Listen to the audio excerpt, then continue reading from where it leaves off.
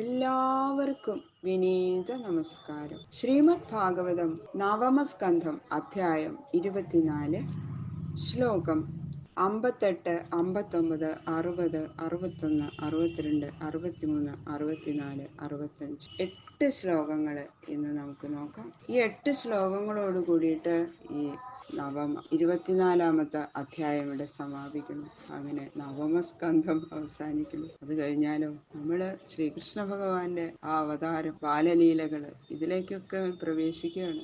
കാത്തിരുന്ന ആ ദിവസങ്ങള് ഇതാ അടുത്തു. എല്ലാവർക്കും ഭഗവാന്റെ ആ ബാലലീലകൾ കേൾക്കാനാണ് കൂടുതൽ. അതുപോലെ ഇതാ പരീക്ഷിത്ത് മഹാരാജാവിനും അത് തന്നെയാണ്. ഇതങ്ങനെ ചുരുക്കി പറഞ്ഞപ്പോ പരീക്ഷിത്ത് മഹാരാജാവിന് വളരെ വിഷമായിട്ട് ഇതാ ശ്രീശുക ബ്രഹ്മർഷി അത് വിസ്തരിച്ചു പറയാണ് ദശമസ്കന്ധത്തില്. ശുക്ലാംബരധരം വിഷ്ണു ശശിവർണം ചതുർഭുജം പ്രസന്നവദനം ധ്യായേത് സർവവിഘ്നോപശാന്തയേ ഗുരവേ സർവലോകാനാം ഭിഷജേ ഭവരോഗിണാം നിധയേ സർവവിദ്യാനാം ദക്ഷിണാമൂർത്തയേ നമഃ. പീതാംബരം കരവിരാജിത ശംഖചക്ര കൗമോദകീ സരസിജം കരുണാസമുദ്രം രാധാസഹായം അതിസുന്ദരമന്ദഹാസം പാതാലയേശമനിശം ഹൃദി ഭാവയാമി. ശ്രീ ഗുരുവായൂരപ്പ ശരണം. ഗംഗണപതയേ നമഃ. സംസരസ്വത്യേ നമഃ. ഗുരുഭ്യോ നമഃ. ഓം നമോ ഭഗവതേ വാസുദേവായ. ശ്ലോകം 58. കർമാണി അപരിമേയാണി മനസാപി സുരേശ്വരേ സഹസംഘർഷണശ്ചക്രേ ഭഗവാൻ മധുസൂദന. ഇന്ദ്രാദിദേവന്മാരാൽ പോലും മനസ്സുകൊണ്ടുകൂടി നിർണയിക്കാൻ കഴിയാത്ത അനേക കർമ്മങ്ങളെ, ബഹുകർമ്മങ്ങളെ അഭയരാമനോട് കൂടിയിട്ട് ഭഗവാൻ ശ്രീകൃഷ്ണൻ ചെയ്തു. ഈ അവതാരത്തിന് മുമ്പ് ഭഗവാൻ മധു, കൈടഭൻ മുതലായ അസുരന്മാരെ സംഹരിച്ച് കഴിഞ്ഞിരിക്കുന്നു. അങ്ങനെ ആ മധുവിനെ സംഹരിച്ചവനായ ഈ ഭഗവാൻ സംഘർഷണ സഹിതനായിട്ട് ബലരാമേട്ടനോട് കൂടിയിട്ട് ആർക്കും, ഇന്ദ്രാദി ദേവന്മാർക്കും കൂടി മനസ്സുകൊണ്ട് പോലും സങ്കല്പിക്കാൻ പറ്റില്ല. അപ്പൊ പിന്നെ നമ്മുടെയൊക്കെ കാര്യം പറയണം. അത്രയും അതുപോലെയുള്ള കാര്യങ്ങൾ ഭഗവാൻ ചെയ്തു എന്നാണ് പറയണത് ഈ അവതാരത്തില്. കലൗജനിഷ്യമാണാനാം ദുഃഖശോകതമോനുദം അനുഗ്രഹായ ഭക്താനാം സുപുണ്യം വേദനോല്യസ.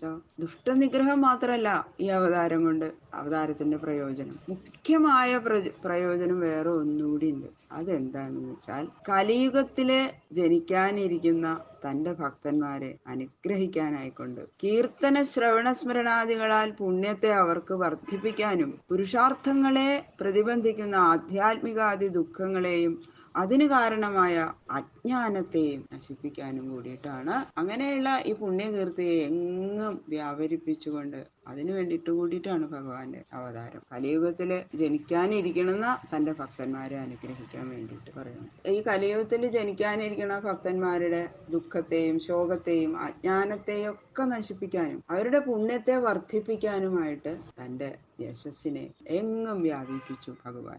യസ്മിൻ സൽക്കർണപീയൂഷേ യശസ്തീർത്ഥവരേ സകൃത് ശ്രോത്രാഞ്ജലിരുപസ്പൃശ്യ ധുനുതേ കർമ്മവാസനാം. ഭഗവാന്റെ യശസ്സിന്, ശ്രീകൃഷ്ണ ഭഗവാന്റെ യശസ്സിന് തന്നെ മോക്ഷം നൽകാനുള്ള മഹാത്മ്യമുണ്ട്.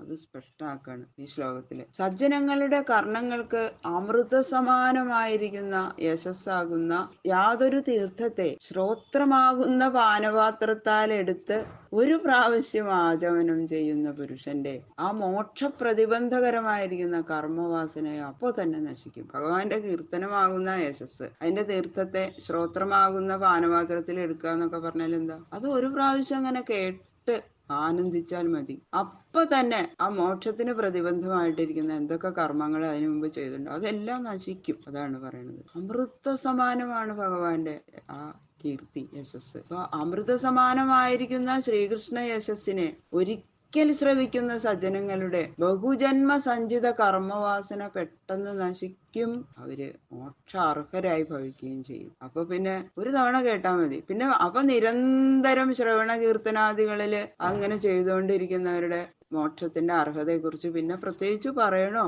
എന്നാണ് അതാണ് അതിന്റെ സാരം. ആ സജ്ജനങ്ങളുടെ കർണങ്ങൾക്ക് അമൃതായിരിക്കുന്ന യശസ്സാകുന്ന തീർത്ഥത്തില് ശ്രോത്രമാകുന്ന അഞ്ജലിയോടുകൂടിയ ആ പുരുഷൻ ഒരു തവണ മുങ്ങിയാൽ മതി. ഇപ്പൊ അവന്റെ കർമ്മവാസനകളൊക്കെ നശിച്ചു പോവും. അങ്ങനെ സജ്ജനമായ ആ പുരുഷൻ ഭഗവത് കഥാശ്രവണത്തിനും കീർത്തനത്തിനും ഒരു തവണ മുങ്ങിയാൽ തന്നെ അവർക്ക് മോക്ഷപ്രാപ്തി ലഭിക്കുന്നു. അതാണ് ഭോജവൃഷ്ണ്യന്ധകമധു ശൂരസേന ദശാർഹകൈ ശ്ലാഘിനീയേഹിതശ്വൽ കുരു സൃഞ്ജയ പാണ്ഡുഭി സ്നിഗ്ധസ്മിതേക്ഷിതോദാരൈ വാക്യേ വിക്രമലീലയാ നൃലോകം രമയാമാസ മൂർത്യാ സർവാംഗരമ്യയാ. ഭഗവാന്റെ അവതാര ലീലകളെ പ്രത്യക്ഷമായി കണ്ട് അനുഭവിക്കാനുള്ള ഭാഗ്യം സിദ്ധിച്ച അന്നുണ്ടായിരുന്നവരുടെ ആ ജന്മാന്തര സുഹൃതത്തിനെ പറ്റിയിട്ട് അഭിനന്ദിച്ചുകൊണ്ട് പറയാണ്.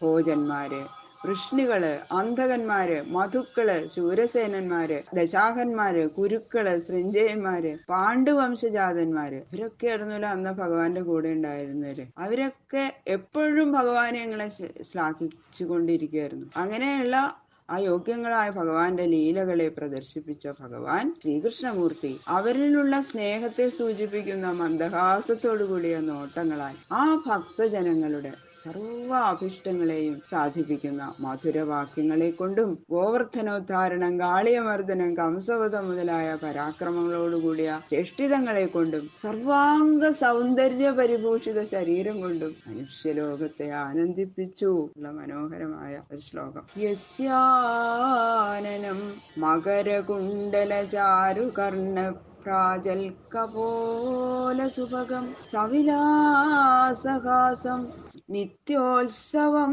ന തതിർപു ദൃശിഭി പിബന്ധ്യോ നാര്യോ നരാശ്ച മുദിതാ കുപിതാ നിമേഷ്. ഭഗവത് സ്വരൂപത്തിന്റെ അതിമനോഹരമായ സർവാംഗരമണീയതയെ സ്പഷ്ടമാക്കിക്കൊണ്ട് ഭഗവാന്റെ ആ മുഖ അരവിന്ദത്തെ സന്ദർശിക്കുന്നവരുടെ തൃപ്തിയില്ലായ്മയെന്ന് വെച്ചാലോ എത്ര കണ്ടാലും മതിയാവില്ല. അതാണ് അവര് ഇന്നത്തെ അതിർപ്പു എന്ന് പറയുന്നത്. അവർക്ക് തൃപ്തി വരില്ല ഭഗവാന്റെ മുഖത്തേക്ക് തന്നെ, മുഖത്തുനിന്ന് കൊണ്ട് കണ്ണെടുക്കാൻ തോന്നില്ല ആ മുഖ അരവിന്ദത്തെ സന്ദർശിക്കുന്നവർക്ക്. അതാണ് ആ മകരകുണ്ടലങ്ങളാൽ അലങ്കരിക്കപ്പെട്ട മനോഹരങ്ങളായ കർണങ്ങൾ കൊണ്ടും അത്യന്തം പ്രകാശിക്കുന്ന കവിൾത്തടങ്ങൾ കൊണ്ടും പരമസുന്ദരമായും വിലാസസൂചകമായ മന്ദഹാസത്താൽ മധുരമായും നിത്യശോഭയാൽ വിളങ്ങുന്നതായും ഇരിക്കുന്ന ആ ഭഗവാന്റെ മുഖാരവിന്ദത്തെ നേത്രങ്ങൾ കൊണ്ട് തൃഷ്ണയോടുകൂടി നോക്കുന്ന സ്ത്രീകളും പുരുഷന്മാരും പരമസന്തുഷ്ടന്മാരും. ആ കണ്ണങ്ങനെ അടച്ചു കഴിഞ്ഞാൽ കാണാൻ പറ്റില്ലല്ലോ. അതാണ് നിമേഷത്തെ കൂടി സഹിക്കാത്തവരെന്ന് പറയണത്.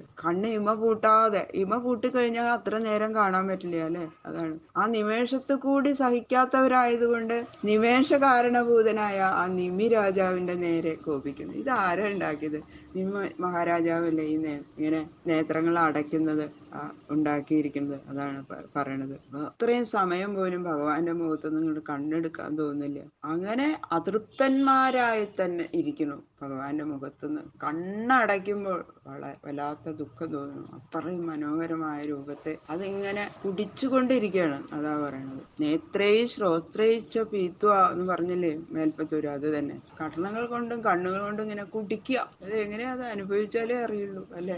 ജാതോഗതപ്പിതൃഗൃഹാൽ വ്രജമേദിതാർത്ഥോ ഹത്വാരിപൂൻ സുതശതാനി കൃതോരുദാര ഉൽപാദ്യതേഷു പുരുഷക്രതുഭിः സമീജേ ആത്മാനം ആത്മനിഗമം പ്രഥയൻ ജനേഷു. ആ ശ്രീകൃഷ്ണന്റെ ചരിതത്തെ 2 ശ്ലോകങ്ങൾ കൊണ്ട് സംക്ഷേപിച്ചു പറയാണ്. പുരുഷോത്തമനായ ആ ഭഗവാൻ അവതരിച്ച ശേഷം പിതാവിന്റെ അപ്പോഴത്തെ വാസസ്ഥാനമായ ആ കാരാഗൃഹത്തിൽ നിന്ന് വ്രജത്തിലേക്ക് ചെന്നു. തന്റെ മഹിമ കൊണ്ട്